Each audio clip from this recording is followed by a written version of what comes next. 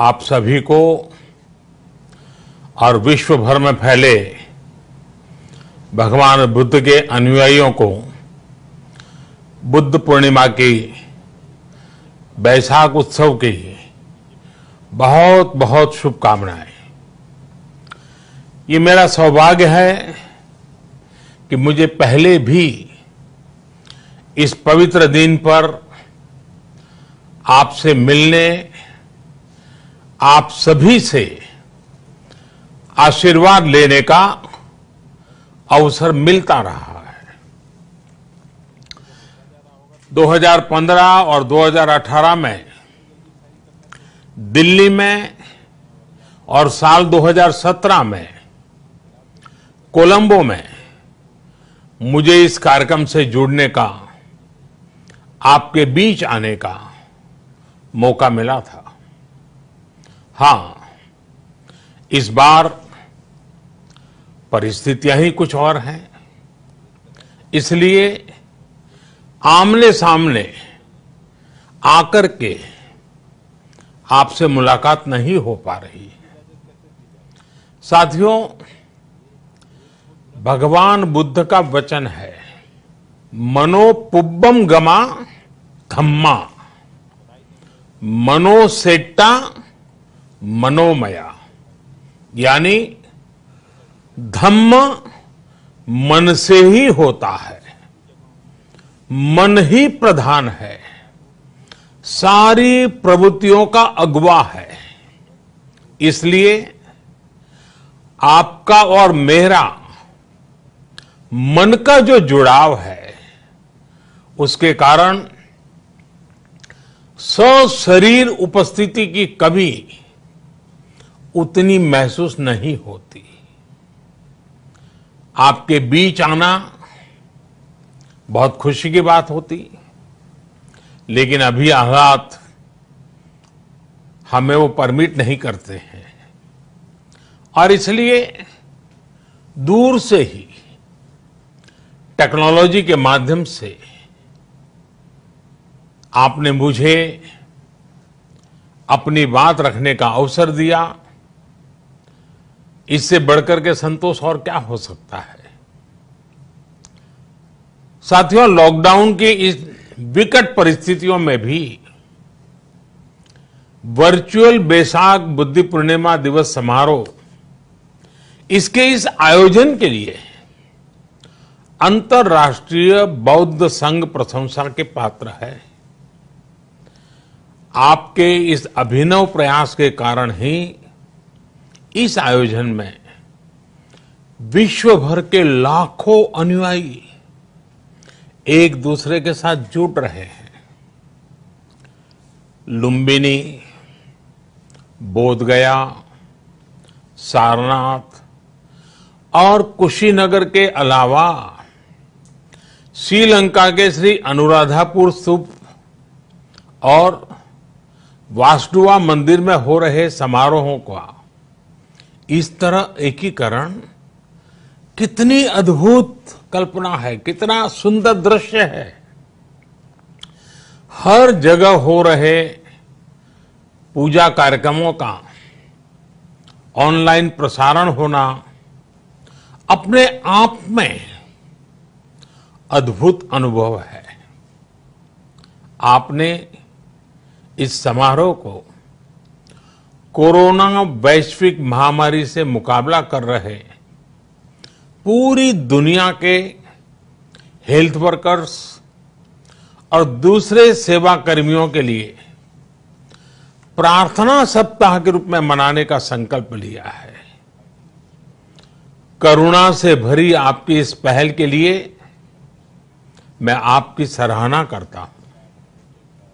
मुझे पूरा विश्वास है कि ऐसे ही संगठित प्रयासों से हम मानवता को इस मुश्किल चुनौती से बाहर निकाल पाएंगे, लोगों की परेशानियों को कम कर पाएंगे। साथियों,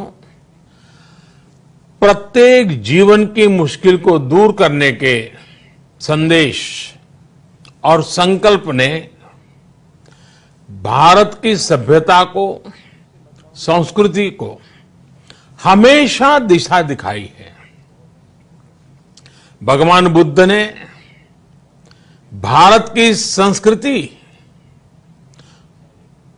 और इस महान परंपरा को बहुत समृद्ध किया है। वो अपना दीपक स्वयं बने और अपनी जीवन यात्रा में दूसरों के जीवन को भी प्रकाशित करते रहे। और इसलिए बुद्ध किसी एक परिस्थिति तक सीमित नहीं है, किसी एक प्रसंग तक सीमित नहीं है। सिद्धार्थ के जन्म, सिद्धार्थ के गौतम होने से पहले और उसके बाद इतनी शताब्दियों में समय का चक्र अनेक स्थितियों, परिस्थितियों को समेटते हुए निरंतर चल रहा है। समय बदला, स्थिति बदली, समाज की व्यवस्थाएं बदली, लेकिन भगवान बुद्ध का संदेश हमारे जीवन में निरंतर प्रवाहमान रहा है। ये सिर्फ इसलिए संभव हो पाया है क्योंकि बुद्ध सिर्फ एक नाम नहीं है, बल्कि एक पवित्र विचार भी है। एक ऐसा विचार जो प्रत्येक मानव के हृदय में धड़कता है, मानवता का मार्गदर्शन करता है। बुद्ध त्याग और तपस्या की सीमा है। बुद्ध सेवा और समर्पण का पर्याय है। बुद्ध मजबूत इच्छा शक्ति से सामाजिक परिवर्तन की पराकाष्ठा है। बुद्ध वो है जो स्वयं को तपाकर, स्वयं को खपाकर, खुद को न्योछावर करके पूरी दुनिया में आनंद फैलाने के लिए समर्पित है। और हम सभी का सौभाग्य देखिए, इस समय हम अपने आसपास ऐसे अनेकों लोगों को देख रहे हैं जो दूसरों की सेवा के लिए, किसी मरीज के इलाज के लिए, किसी गरीब को भोजन कराने के लिए, किसी अस्पताल में सफाई के लिए, किसी सड़क पर कानून व्यवस्था बनाए रखने के लिए चौबीसों घंटे काम कर रहे हैं। भारत में, भारत के बाहर ऐसा प्रत्येक व्यक्ति, विश्व के हर कोने में ऐसा प्रत्येक व्यक्ति अभिनंदन का पात्र है, नमन का पात्र है। साथियों, ऐसे समय में जब दुनिया में उथल पुथल है, कई बार दुख, निराशा, हताशा का भाव बहुत ज्यादा दिखता है, तब भगवान बुद्ध की सीख और भी प्रासंगिक हो जाती है। भगवान बुद्ध कहते थे कि मानव को निरंतर ये प्रयास करना चाहिए कि वो कठिन स्थितियों पर विजय प्राप्त करे, उनसे बाहर निकले। थक कर रुक जाना ये विकल्प नहीं हो सकता। आज हम सब भी एक कठिन परिस्थिति से निकलने के लिए निरंतर जुटे हुए हैं, साथ मिलकर काम कर रहे हैं। भगवान बुद्ध के बताए 4 सत्य, यानी दया, करुणा, सुख दुख के प्रति समभाव और जो जैसा है उसको उसी रूप में स्वीकारना, ये सत्य निरंतर भारत भूमि की प्रेरणा बने हुए है।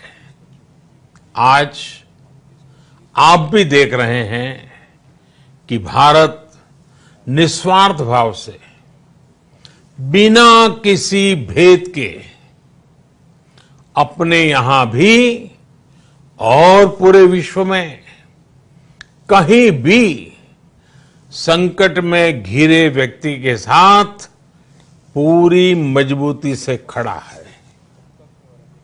लाभ हानि, समर्थ असमर्थ से अलग हमारे लिए संकट की ये घड़ी सहायता करने की है। जितना संभव हो मदद का हाथ आगे बढ़ाने की है। यही कारण है कि विश्व के अनेक देशों ने भारत को इस मुश्किल समय में याद किया और भारत ने भी हर जरूरतमंद तक पहुंचने में कोई कसर नहीं छोड़ी है। भारत आज प्रत्येक भारतवासी का जीवन बचाने के लिए हर संभव प्रयास तो कर ही रहा है, अपने वैश्विक दायित्वों का भी उतनी ही गंभीरता से पालन कर रहा है। साथियों, भगवान बुद्ध का एक एक वचन, एक एक उपदेश मानवता की सेवा में भारत की प्रतिबद्धता को मजबूत करता है।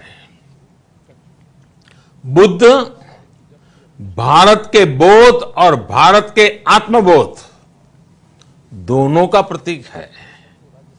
इसी आत्मबोध के साथ भारत निरंतर पूरी मानवता के लिए, पूरे विश्व के हित में काम कर रहा है और करता रहेगा।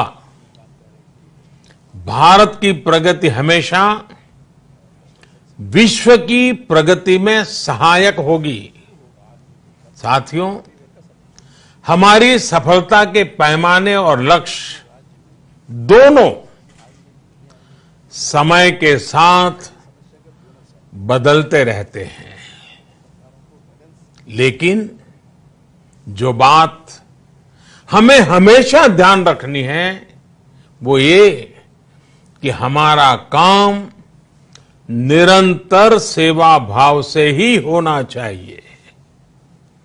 जब दूसरे के लिए करुणा हो, संवेदना हो और सेवा का भाव हो तो ये भावनाएं हमें इतना मजबूत कर देती हैं कि बड़ी से बड़ी चुनौती से आप पार पा सकते हैं।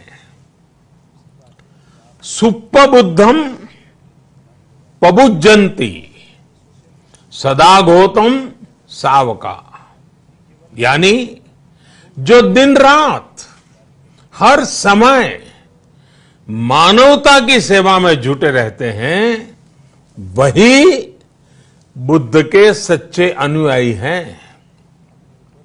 यही भाव हमारे जीवन को प्रकाशमान करता रहे, गतिमान करता रहे। इसी कामना के साथ आप सभी का बहुत बहुत आभार। इस मुश्किल परिस्थिति में आप अपना, अपने परिवार का, जिस भी देश में आप हैं वहां का ध्यान रखें, अपनी रक्षा करें और यथासंभव दूसरों की भी मदद करें। सबका स्वास्थ्य उत्तम रहे, इसी मंगल कामना के साथ मैं मेरी वाणी को विराम देता हूं। धन्यवाद। सर्वमंगलम।